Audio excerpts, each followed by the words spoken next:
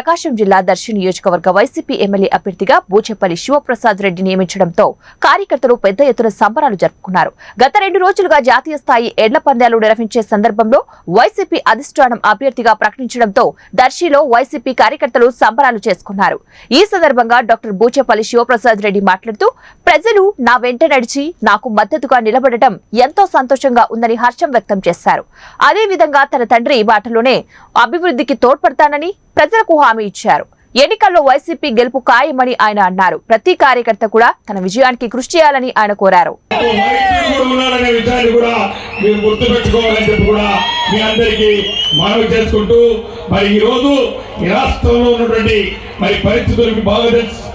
మళ్ళా ఎప్పటిలాగే జగనన్న మిమ్మల్ని నమ్ముకున్నాడు.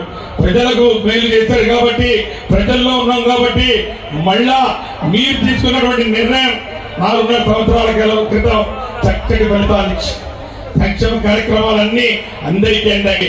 పోటీల సందర్భంగా ఈ 2 రోజుల పాటు చక్కటి మరి ఆహ్లాదకరమైనటువంటి ఒక సంక్రాంతి పండుగ ముందే ఇక్కడ దర్శికి వచ్చిందే విధంగా ఇక్కడ కార్యక్రమాలు నడుస్తున్నాయి. కాబట్టి మీరందరూ దీన్ని బాగా మరి ఆస్వాదించి ఆనందించి ఈ దర్శి కుటుంబంలో మరి అందరూ కూడా మరొక్కసారి బూచేపల్లి కుటుంబాన్ని దీవించి ఆశీర్వదించమని చెప్పి కూడా సవినయంగా మీ అందరికీ మనవి చేసుకుంటూ ఈ యొక్క పోటీలకు మమ్మల్ని ఆహ్వానించి ఈ ఆనందంలో పంచుకునే అవకాశం కలిగించినందుకు మీకు మరి బూచేపల్లి కుటుంబానికి అందరికీ కూడా ధన్యవాదాలు తెలియజేసుకుంటూ జై జగన్.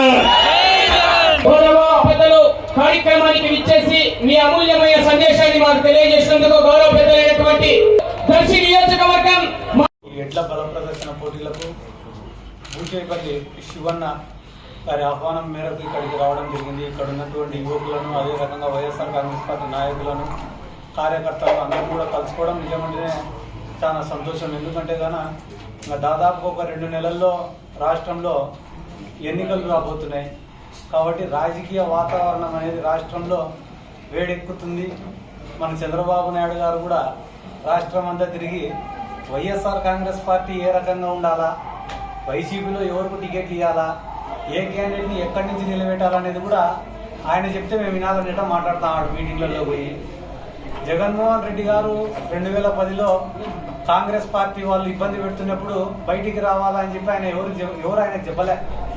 ఆయనే సొంతంగా నిర్ణయం తీసుకొని ఇక్కడ మనకు మనుగడ లేదు, మన కార్యకర్తలు ఇబ్బంది పెట్టుకుంటున్నారు, మనల్ని నమ్మిన వాళ్ళని ఇబ్బంది పెడుతున్నారు, మనం ప్రజలకు ఇచ్చిన మాటను కూడా నెరవేర్చలేకపోతున్నామని చెప్పి అనుకొని ఆయన కాంగ్రెస్ పార్టీలో నుంచి ఆ రోజు బయటికి రావడము, పార్టీని ఏర్పాటు చేయడము, కడప పార్లమెంటుకు విజయమ్మ గారిని, పులివెందుల నుండి జగన్మోహన్ రెడ్డి గారు నిలబడవడము, ఇవన్నీ కూడా ఎవరు జగన్మోహన్ రెడ్డి గారికి చెప్పలే. ముఖ్యంగా చంద్రబాబు నాయుడు గారే వచ్చి మాకు సలహా ఇయ్యలే. ఆ రోజు ఆ నిర్ణయం తీసుకునేందుకే వైఎస్ఆర్ కాంగ్రెస్ పార్టీ అనేది ఈరోజు రాష్ట్రంలో ఏర్పడింది. దేశంలోనే ఒక బలమైన పార్టీగా ఎదిగింది. దానికి కారణం జగన్మోహన్ రెడ్డి గారు తీసుకునేటువంటి నిర్ణయమే. ఆ తర్వాత చాలా మంది కూడా వచ్చి అడిగినారు జగన్మోహన్ రెడ్డి గారు 2014 ఎన్నికలప్పుడు రుణమాఫీ అని చెప్పినాడు చంద్రబాబు నాయుడు. మీరు కూడా ఒకటి రుణమాఫీ లాంటిది ఏదన్నా ఒకటి ప్రకటించండి, ఖచ్చితంగా వన్ సైడ్ జరుగుతుంది అంటే రాష్ట్ర ఆర్థిక పరిస్థితి రీత్యా అది జరగడం సాధ్యం కాదు. నేను ఒక అబద్ధపు హామీనిచ్చి అధికారంలోకి రావడం కన్నా అటువంటి అధికారం నాకు వద్దని చెప్పి నేను ప్రజలకు నిజమే చెప్తా, నిజాయితీగానే ఉంటా, నమ్మి ప్రజలు నన్ను ఆశీర్వదిస్తారనే నమ్మకంతో 2014లో కూడా వెళ్ళినారు. ఆ రోజు ఓటమి పాలైనప్పటికీ కూడా మళ్ళా అంతే కమిట్మెంట్తో పాదయాత్ర చేయడం కానీ, ఓ పక్కన తెలుగుదేశం వాళ్ళు జగన్మోహన్ రెడ్డి గారికి సంబంధించిన ఎమ్మెల్యేలను కొనుక్కుంటూ, మంత్రి పదవులు ఇచ్చుకుంటూ, అమరావతిలో ల్యాండ్లు ఆఫర్ చేస్తుంటే కూడా చాలా మంది సలహా ఇచ్చినారు జగన్ సార్ మనం కూడా ఆపుకుందాం ఏదైనా చేసి అంటే. మనం ప్రజల్లోకి పోయి ప్రజల్ని ఓటు అడుగుతున్నాం తప్ప ఇట్లా డబ్బు రాజకీయాలు, డబ్బులు ఇచ్చి ఎమ్మెల్యేలను కొనుక్కునే లాంటి ఆలోచనలు మనకు వద్దని చెప్పి పాదయాత్ర చేసినాడు. ఒక మేనిఫెస్టో